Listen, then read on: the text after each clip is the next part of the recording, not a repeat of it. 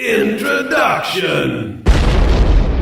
Hi, I'm Louis. I'm Jared. And this is a visual representation of a study done on the social depth of online gaming. Ever since boyhood, I have enjoyed the act of video gaming immensely. As a form of art, escapism, entertainment, or storytelling, no other medium quite compares to the non-linear interactive experience that gaming provides. It is with this ingrained enthusiasm that this study was gladly undertaken. From the outside, gaming is perceived to be an antisocial activity. From the perspective of those that partake in online gaming, the opposite is clearly the case. It is this antisocial stigmatization that initially sparked the inspiration to undertake this research. It was therefore proposed to undertake an exploratory study into the depth of social interaction perceived when gaming online. For those that are willing to do the homework, many studies have been conducted ascertaining the social nature of gaming. Therefore, the study was not conducted to establish whether gaming is a social activity, which it is, but rather to gauge if the social interaction is perceived to be meaningful and comparable to conventional social interactions. A brief history of social gaming. Gaming has come a long way within a relatively short amount of time. From the advent of video gaming in the late 50s, with simple games like Pong, to modern-day multi-million-dollar blockbuster productions, gaming has become a force to be reckoned with. Social video gaming's origins can be found in arcades, giving players access to equipment that wasn't affordable or practical to personally own at the time. Here, players could interact socially with one another and experience video games together with basic 2P games, including spectatorship. After this era in gaming, the first video game console started appearing in 1972 with the Odyssey Complex being the first commercially available video gaming system for home TV. As video games became more complex and technology around computing power and graphics output progressed, the consoles and other devices evolved as well. Beginning from the Atari Pong home version with games like Pong in 1974 and Space Invaders in 1978. During the early 80s, personal computers were starting to make their appearance and games were being developed for them, with Pac-Man launching in January 1980. During the 80s, we saw progressively more complex games in consoles with the Game Boy and Sega Genesis. During the 90s, the console wars were starting in earnest with the launch of the Nintendo 64 and the PlayStation. This has continued to this day with a new major player entering the market, the Xbox. Currently, these three players, Nintendo, Wii, Sony PlayStation and Microsoft Xbox, are competing for gamers across the globe, each periodically launching newer versions of their console, being the Xbox One, PlayStation 4 and Wii U currently. To explain the overall effect of this evolution, one can see that as technologies around gaming advanced, the social aspects and possibilities of gaming improved as well. Not only did it become possible to play with other players, the amount of players one could share a gaming experience with also grew. Briefly stated, it evolved from two-player consoles to dial-up connection, online cooperative and competitive gaming, and today one finds massively multiplayer online environments where very large groups gather. But we aren't here to prove gaming is social, which, as can be seen by the growth and popularity of some MMOs, that it clearly is. More relevant would be looking at how much more immersive and detailed games have become with gaming technological advances. This has led to games creating experiences that are not only more powerful, but more widely shared. Clearly, this begs the question, has the quality of social interaction whilst gaming improved? And if so, is it comparable to conventional social scenarios? Secondary research. Today, the sheer number of young people that play video games is staggering. In an article for The Telegraph, Ian Livingston stated that globally the gaming industry has gross revenues that exceed $50 billion per annum, with expected growth to $90 billion by 2016. Other studies have shown that by a vast majority, a large amount of people play video games regularly. A study done by the PEW Internet and American Life Project stated teens play games in a variety of ways, including with others in person, with others online, and by themselves. Although most teens play games by themselves, at least occasionally, just 1/4, 24% of teens play games alone, and the remaining 3/4 of teens play games with others at least some of the time. These, among other studies conducted, clearly prove the social nature of online video gaming. Other surprising benefits that have been found included developmental and physiological improvements such as hand-eye coordination and reflexes. Psychological benefits where gaming helped counteract depression and other mental illnesses, enhance problem-solving skills and promote teamwork. and most notably a study done by Isabella Granick and published in the American Psychologist showed that games have been used in the treatment of cancer patients and have been proven effective in accelerating or promoting remission of growths against a control group. Taking into account that this is an abbreviated version of the secondary research and a plethora of other studies done, it can be safely said that gaming does not promote unsocial behaviors and actually benefits those that partake greatly. Methodology. To conduct this research, both quantitative and qualitative methods were used, the findings of which will then be discussed later and interpreted subjectively, as this is an exploratory study after all. A small online survey was used to gather general data and around perceptions of the social depth of online gaming.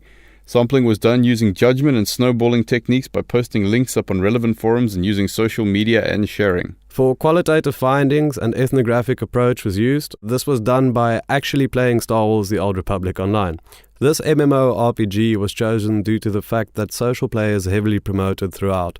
Specifically for the ethnographic research, secondary research was conducted to establish a basic framework of what exactly social interaction consists of.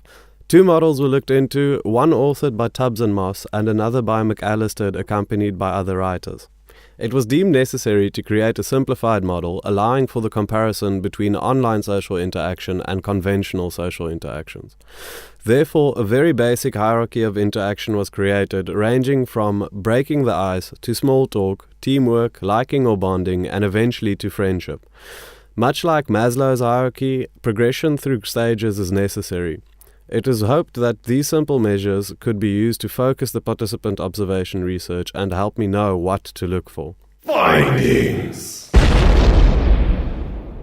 Okay, so a brief run through the relevant findings from the quantitative study follows. The online survey attracted 43 respondents. These individuals were, by a large majority, mostly from South Africa, with a handful from the United States and the United Kingdom. The average online playtime per week amounted to about 19 hours, 80 minutes. Only 2 of these respondents indicated that they do not play with players that are met online. This clearly shows that initial icebreaker stages of social interaction take place in a widespread and regular manner.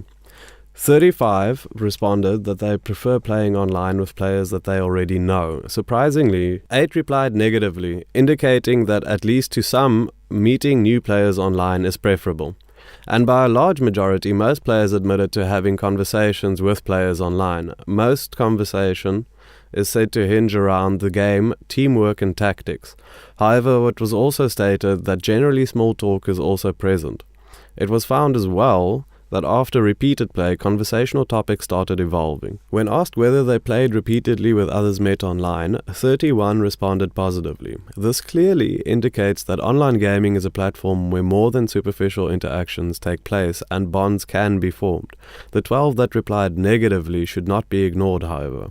Their negative responses reveal that this form of relationship building is not preferred by all. The remainder of the survey was done in the form of Likert scale questions, where the respondent is to show his level of agreement to a statement with a 5-point scale. The results of these were averaged to give the overall response to each question and are as follows. The first statement was, "I have meaningful interaction with players I meet online," and was responded to by an average value of 3.8. This very positive statement indicated that at least to some degree social depth is perceived whilst gaming online. The following statement, "Online gaming fulfills my need for social interaction," was responded to by a value of 2.7. This is a negative, albeit close to neutral value. This almost neutral value is perceived to indicate that whilst gaming provides social value, including depth and frequency, to players it does not replace the need for physical interaction. The next statement, "I have made good friends whilst playing online," was responded to by a value of 4. This is a very strong positive reaction and a major stride towards proving that online gaming has social depth. To become good friends, conversation and interaction beyond the shallow waters of polite small talk is needed. Thusly, social depth must exist on some level. This was followed by the statement, "I prefer meeting new people whilst playing online to meeting new people in person," and was responded to by a very low value of 2.2. Again, one can see that online gaming does not replace physical social interaction, with a strong negative reaction to the statement. The statement, "I believe social interaction whilst playing online is comparable to social interaction face-to-face," was responded to with an average value of 2.7. This almost neutral value indicates once more that physical world is still preferable to the virtual. Next, the statement, "I believe online gaming platforms allow social interaction between like-minded individuals," was responded to by an average value of 4. This was interesting.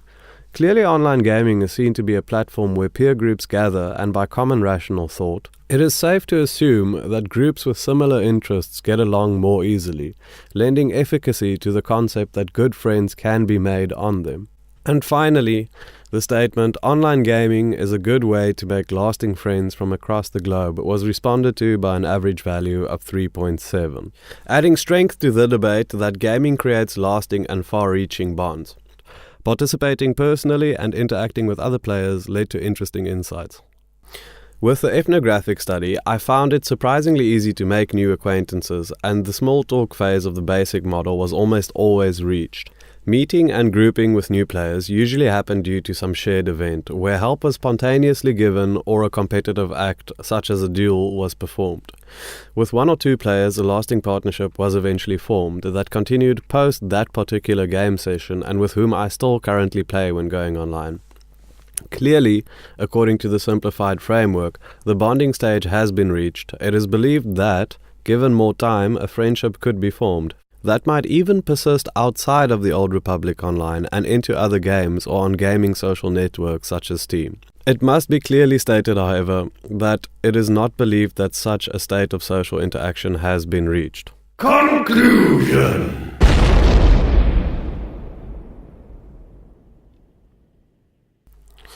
So, to conclude, can social depth be experienced whilst playing online, and is it comparable to conventional social interaction? It is believed that this depends entirely on the player. The research clearly shows that interaction is widespread and that lasting friendships are formed through playing online video games.